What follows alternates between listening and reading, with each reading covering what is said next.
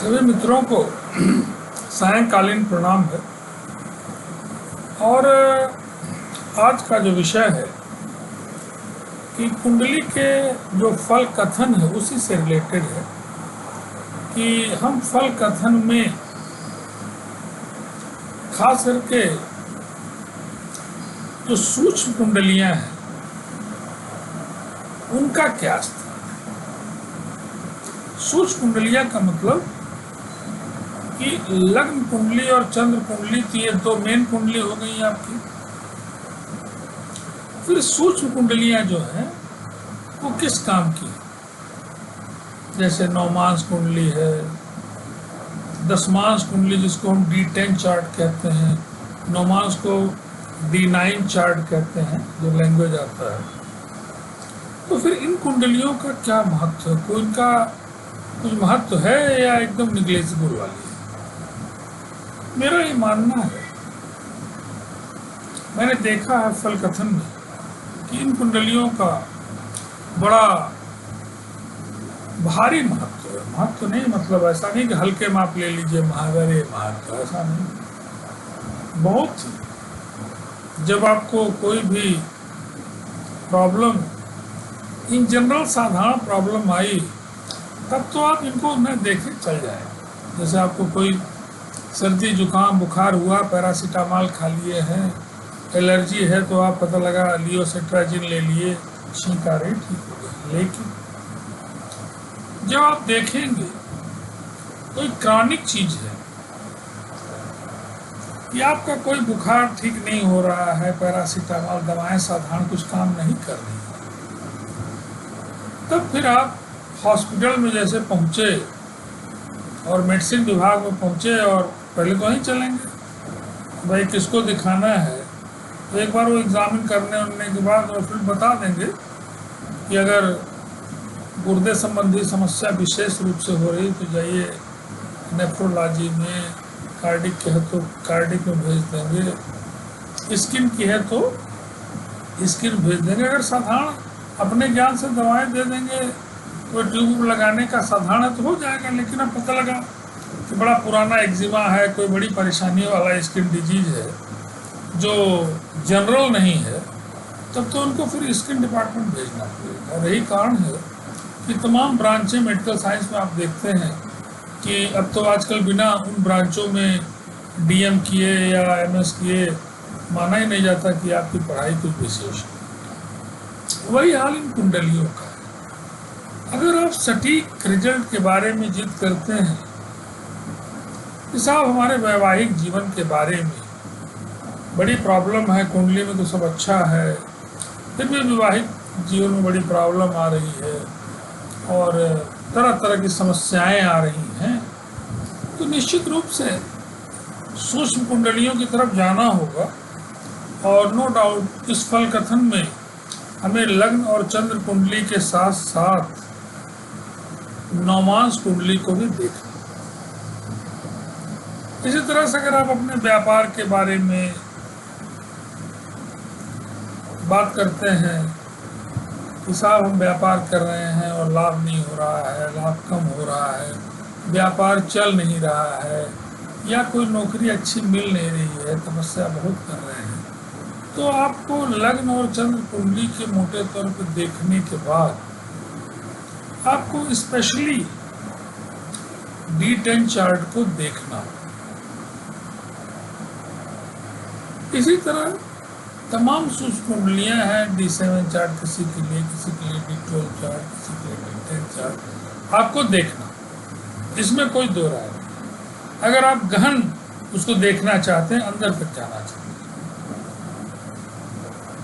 तो सूक्ष्म कुंडलियों का कुछ स्पेशलाइज्ड जैसे डॉक्टर होते हैं उस तरह का महत्व है और उसको छोटा हम नहीं कर सकते। आपको कार्डियक प्रॉब्लम है तो मेडिसिन का डॉक्टर नहीं समझ पा रहा है, थोड़ी मोड़ी दवा दे दिया है। क्रॉनिक है तो फिर ठीक है, तो फिर वो कार्डियोलॉजिस्ट के यहाँ जाना होगा, उसका एक लंबा अनुभव है, आपका इको करा के एंजियोग्राफी दुनिया भर की बात करेगा और उसके अनुभव के अगर टेस्टिंग नहीं भी करा रहा तो आपको बहुत कुछ बता देगा। क्योंकि उसी में उसने काफ़ी पारा कर। इसीलिए हर चीज का अपना महत्व है। आप देखते होंगे कि रामायण में मैं एक शुरू में बालकांड में पढ़ने लगा तो देखा कि वशिष्ठ मुनि तो बहुत बड़े ज्ञानी, इतने बड़े ब्रह्म ज्ञानी, इतना बड़े ऋषि कि विश्वामित्र जी भी और सारे लोगों का आदर करते हैं, सारे ऋषि आदर करते हैं। फिर भगवान दशरथ जी ने जब उनसे अपनी व्यथा कही कि सब कुछ तो भरा है लेकिन संतान नहीं है, तो ऐसा नहीं कि उन्होंने कह दिया कि आइए और हम कुछ यज्ञ करेंगे और कुछ आपको फल मिलेगा, संतान होगी, ऐसा नहीं। उन्होंने इस काम के लिए एक पर्टिकुलर ऋषि कहा कि चलिए महाराज हम लोग उनसे निवेदन करें। और आपको पता है कहानी की, फिर यज्ञ हुआ और उसमें से जो प्रसाद ग्रहण किया माताओं ने बहुत संतान हुई। तो श्रृंगी ऋषि, यहाँ तक मुझे याद आ रहा है, श्रृंगी ऋषि। ऐसे हर चीज के लिए कोई न कोई स्पेशलाइज्ड होना होता है। ऐसे कुंडलियों में भी सटीक आपको फलादेश, सटीक फलादेश जरूरी है। क्यों?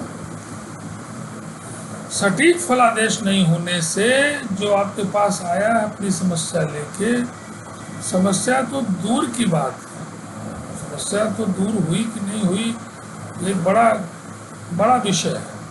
प्रॉब्लम में, शंका में और वो बढ़ जाएगा। इसलिए फल कथन में बड़ी सावधानी, बड़ी मेहनत की आवश्यकता है और आपको सूक्ष्म कुंडलियों को निश्चित रूप से फल कथन में स्थान देना चाहिए, मेरा मानना है। अब सवाल है कि जो रत्न है, जो उपाय हैं, उन्हें किसे देखकर करें? क्या लग्न कुंडली को देख के करें, या चंद्र कुंडली को देख के करें, या इन सूक्ष्म कुंडलियों को देख के करें? तो मेरा मानना है कि उपाय में तो निश्चित रूप से आपको लग्न कुंडली को सबसे ज्यादा महत्व देना है। लग्न कुंडली में अगर कोई ग्रह नीच का है और परेशान आप हो रहे हैं, ठीक है, हमको देखना होगा बाकी कुंडलियों को भी किसी पर्टिकुलर प्रॉब्लम के लिए, लेकिन मोटे तौर पर निदान तो हम लग्न कुंडली के अनुसार ही करते हैं। तो सूक्ष्म कुंडली को भी कंसीडर करेंगे, सूक्ष्म कुंडली को भी निदान में भी मेनली तो वहीं से देखेंगे, लेकिन अगर कोई शंका हो रही है तो हम उसको देखेंगे। जैसे होता नहीं, कोई शंका हो गई तो एक्सरे, आमतौर पर बड़े एक्सपीरियंस डॉक्टर एक दिन में गया तो बोले कि MRI एक्सरे यार क्यों कराओगे, बेटे का केस था, उसे कुछ खिंचाव हो गया। तो डॉक्टर साहब ने कहा कि अरे लुटेरा किस्म के डॉक्टर नहीं, बड़े नेक डॉक्टर हैं, यही हड्डी के हैं। तो उन्होंने कहा कि MRI करा लो, घर में टंगा रहेगा, पैसा तुम्हारा खर्च होगा, कुछ है नहीं, रिलैक्स कर लो, कसरत वसरत किया, नस खींच गई है। एक्सरे बच्चा जिद करने लगा नए जमाने का, तो मैं कह रहा हूँ ना कि एक्सरे की जरूरत नहीं। ठीक है, उन्होंने छोटी मोटी दवा दे दी, 8-10 दिन में बच्चा एकदम अच्छा। तो ऐसे ही अगर नहीं अच्छा हो रहा है, बड़ी परेशानी है, और ज्योतिषी पे भी निर्भर करेगा। अगर वो परम ज्ञानी है, ज़्यादा अनुभव उसके पास है, तो हो सकता है कि सूक्ष्म कुंडलियों को बिना देखे भी बाकी हद तक उसको अंदाज लग जाएगा। लेकिन अगर अंदाज नहीं लग पा रहा है तो मेरा तो ये मानना है कि अगर अनुभव थोड़ा कम है या कुछ डाउट हो रहा है तो जरूर सूक्ष्म कुंडली को भी देख लेना चाहिए और तब कंक्लूजन पे आना। कंक्लूजन देने के पहले 10 बार ठोकिए बजाइए। हमारे एक प्रोफेसर कहा करते थे कि 1 घंटा पढ़ाने के लिए 5 घंटा पढ़ के जाइए। ऐसे ही आपको कुछ बताने के पहले 20 बार हमको ठोंक बजा लेना चाहिए कि जो हम बता रहे हैं ऐसा तो नहीं कहीं कि पता लगा कि उल्टा कुछ बता दे रहे हैं और पता लगा कि वो और कुछ निदान के बदले और समस्या में आ गए। तो आज के इस टॉपिक में यही है कि फल कथन में कल भी मैंने देखा था कि बड़े बड़े राजयोग है फिर भी फल नहीं दे रहे हैं, बड़ी परेशानी लोगों को हो जाती है। ऐसे इसमें भी कि आप सूक्ष्म कुंडलियों को भी देखिए। इवन राजयोगों के लिए भी अगर उसमें हम जोड़े इस लाइन को, तो राजयोग नहीं हो रहा है उसके लिए भी अपनी सूक्ष्म कुंडली का निरीक्षण करें। जैसे एक चीज बताऊं मैं, छोटी बात, कि लग्न आपकी मान लीजिए या कोई ग्रह ही मान लीजिए सारी कुंडलियों में अच्छा है, 100 में 100 है, लग्न में टॉप क्लास का है लेकिन तमाम कुंडलियों में अच्छा नहीं है, तो 100 में 100 नंबर मत दीजिए। अब आप उसको फिर भी मेजॉरिटी दीजिए, 75 नंबर से ऊपर दीजिए। कुछ में अच्छा कुछ में बुरा है तो 80-85 नंबर दीजिए। लेकिन लग्न में ही एकदम चौपट है, चंद्र कुंडली में चौपट है, और पता लगा लग्न चंद्र कुंडली में एक ही बात है, अगर पता लगा कि क्योंकि वही चंद्र बन जाएगा जब चंद्र को लग्न में ला देंगे। लेकिन बाकी कुंडलियों में जो नौमांश है, दशमांश में, शतमांश है, इन कुंडलियों में अगर अच्छी स्थिति है तो फिर भी हमारा लग्न कमजोर है, तब तो ये होगा कि नहीं अभी जरूरत है निदान की आवश्यकता है। केवल सूक्ष्म कुंडली में अच्छा होने से ये निदान नहीं किया जाएगा, ऐसा नहीं कर सकते। तो किसी भी निदान जब करना होगा, गप मारने के लिए तो बहुत अच्छा है। अब देखते होंगे बहुत लोग पूछते हैं, बिना डॉक्टर वाले 10-5 आदमी लगते हैं बताने, ये करिए करिए करिए, खा लीजिए पी लीजिए, गपास्टिक है। आपको निदान के लिए तो सही डॉक्टर के पास जाना होगा। तो नीम हकीमे खतरे जान एक कहावत है, वो यहाँ भी लागू है। जरा मरा कोई जान रहा उससे पूछ के लगे निदान करने, लेने के देना पड़ जाएगा। मेरा ये मानना है कि सूक्ष्म कुंडलियों को स्थान देना ही पड़ेगा, और सूक्ष्म कुंडली को स्थान जो देगा, गहन अध्ययन करेगा लग्न का, चंद्र का, साथ में इन सूक्ष्म कुंडलियों का, और तब सबको जोड़ के जो कंक्लूजन निकालेगा, जो अलजेब्रिक सम निकालेगा, वो निश्चित रूप से फल कथन के काफी नजदीक, सही फल कथन के काफी नजदीक होगा। और 100% तो कोई बहुत बड़ा आत्मज्ञानी होगा कि साहब किस दिन, किस घड़ी, किस घंटा में खत्म होंगे, बताते हैं लोग, कुछ लोग, ठीक है, सबकी अपनी विधा, कुछ लोग बिना कुंडली के ही बताते हैं। आत्मबली है उनका, बहुत बड़ा आत्मबल है। मैं उस विधा में नहीं जा रहा हूँ, ना मुझको उस तरह का आत्मबल है। मेरे पास तो एक कैलकुलेशन है, मैं उसको रिलेट जरूर करता हूँ, कोशिश करता हूँ कि मैं उसको पूरा रिलेट करूँ चीज़ों को, और फिर उसमें से कुछ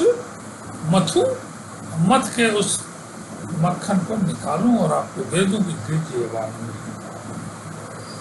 आप मुझे जरूर से अवसर दे सकते हैं, क्योंकि मेरा इंटरेस्ट जो है ना, एक कहावत है कि एकाग्रता और interest is very important.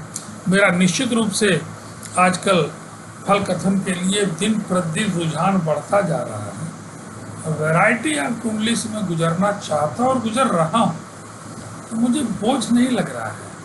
I enjoy, जब किसी काम को आप इंजॉय करते हैं, और जब नहीं करते हैं दोनों में अंतर। कोई नौकरी आप करिए, परेशानी वाली है, एक एक दिन, अरे भाई आज कैसो दिन बीत गया, मतलब आज का दिन पार हुआ है, कल भगवान का नाम लेके फिर उसमें आपकी उन्नति नहीं हो सकती। जिसमें आपको मजा आने लगा उसमें तो उन्नति होगी।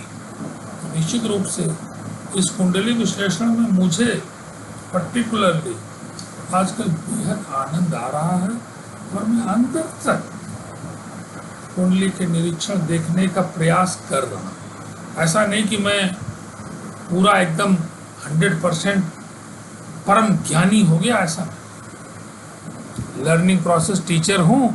कोई पूछे कि केमिस्ट्री आपको सब आ गई, अरे साहब कब क्या आ गई, इतनी बड़ी केमिस्ट्री की दुनिया में जरूर कुछ बूंद हमें भी आ गई है, कुछ हमने भी आनंद लिया है। उसी तरह से इस कुंडली फल कथन में भी ठीक है, देखते देखते एक प्रेडिक्शन, एक निदान बताता हूँ, लोगों को आराम भी हो रहा, मुझे प्रसन्नता भी होती है। लेकिन अभी भी डे टू डे इसमें मुझे सीखने का बड़ा अवसर प्राप्त है, और रोज़ मैं सीख ही रहा हूँ और सीखता रहूँगा और आपकी सेवा करता रहूँगा। तो आप मेरे नंबर को फिर से नोट कर लीजिए। क्या है नंबर? 9412012236। हिंदी में 94 120 122 36। ये नंबर बदला ही नहीं, 2002 से मैंने इसे चेंज नहीं किया। ये व्हाट्सएप नंबर है, तो कोई समस्या आप लिख सकते हैं, मुझसे बात भी कर सकते हैं। अगर कॉल मेरी उठ गई तो बहुत अच्छा है, नहीं कॉल उठी तो आप संदेश लिख दीजिए कि मैं बात करना चाहता हूँ सर, तो बात हो जाएगी। बात करना तो मुझे अच्छा लगता है ना, बात तो मैं करता ही रहता हूँ, शिक्षक हूँ, बात यही कि रोटी खाया बात यही करता हूँ, बात अच्छा लगता है मुझे बात करना। तो बिना संकोच के छात्र भी 20 बार पूछते तो मैं बताता था। कुंडली में भी कुछ लोग हैं, उन छात्रों से ज़्यादा जिज्ञासु हैं, आधा आधा घंटा महाराज अपनी एक एक बात पूछते हैं।